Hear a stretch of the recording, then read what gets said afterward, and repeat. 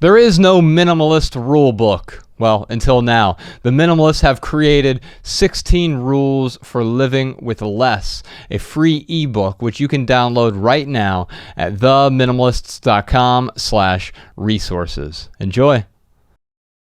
I'd love to hear an expert discuss how the Stoic practice of imagining the worst possible outcomes can help prepare us to deal with tragedy before it happens. This reminds me, my grandfather used to always say this, and I actually do practice this sometimes. It's like if you're hesitant to do something, think about the worst possible outcome, and if you can handle that outcome, go ahead and do it. I don't think that works 100% for me, but yeah, I think that's what my grandpa was saying is very similar to Teek's question here.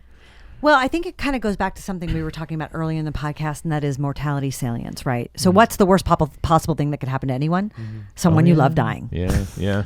Right. I think about that all day, every day. I really do. I start with, the people I love the most, and then move into, my next circle, and then my next circle. And of course, my animals are in there. I'm away from my animals. And I thought to myself this morning, I have a goat I love named Marta. And Marta is like my little sweetheart. And I thought, what if something happens to her? Right. And, and there's nothing you can't control's an illusion. Oh, yeah. I can control whether or not I step to the right or step to the left. But the big things, if I have a brain aneurysm, I can't control that. Yeah. Right. And so I think about it all the time. So worst possible outcome under every circumstance is losing someone we love to death. Yeah. Yeah. And even with the stepping to the right and to the left thing, there are a lot of scientists, like people like Sam Harris, who would say you can't even control that. We have no free will, even with respect to, like, can I step left? Like, what made you step left?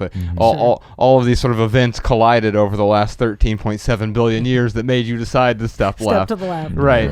And so I think it's an important point to realize that we don't have control, but also looking at the events helps us deal with the tragedy before it happens in a way, especially if we know you have someone who is dying, like when my mother was dying, for example. Like it was something that I had to deal with. She was dying of cancer, and so it was different from had she gotten into a car crash, say. Like there was some time to sort of prepare with it, but even when it happened, you're still not completely prepared. Yeah, that's a big loss. Mom is a big loss, right? Yeah. And watching your mom go through cancer, that's like prolonged trauma. It is.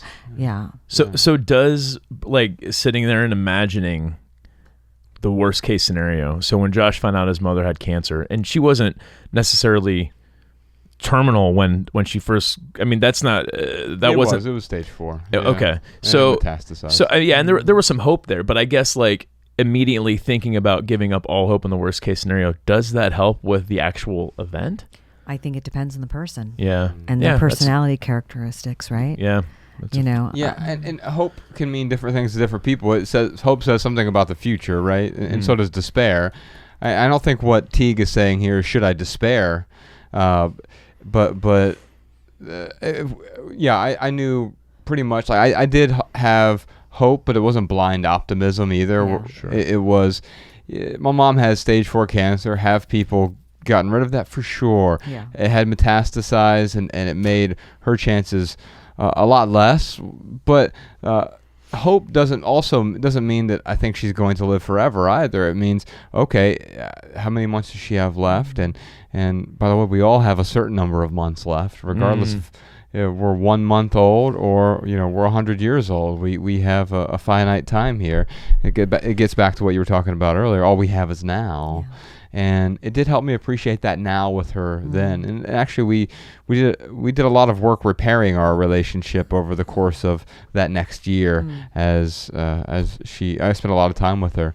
Although I certainly wish I would have had more time. And there's never enough, is there? No, there's not. But we had a lot of nows and a lot of important nows. Yeah. That were very helpful. So maybe having that thought process of, my mom's probably going to pass away. Maybe what that does, instead of helping you deal with, like, that actual event, it kind of helps you maybe take some actions that you would that you regrets. Yes, exactly. Yeah. So you can take some actions, like you and your mom helped, you guys repaired your relationship a little bit. So certainly that feels better, I would think, than her passing and then not trying to repair that relationship. Yeah, if she would, so I got the phone call from her. It was 2 days before Christmas, 2008, when she found out. And if I would have gotten the phone call that day, it would have been, hey, your mom just got into a car accident. She's no longer here. That would have been even more difficult, right? It would have even been more traumatic. Although there sometimes a prolonged sort of death like that can be more traumatic depending on the individual, right? They're both traumatic. They're just traumatic in different ways, right? Yes. Right. Yeah. Yeah.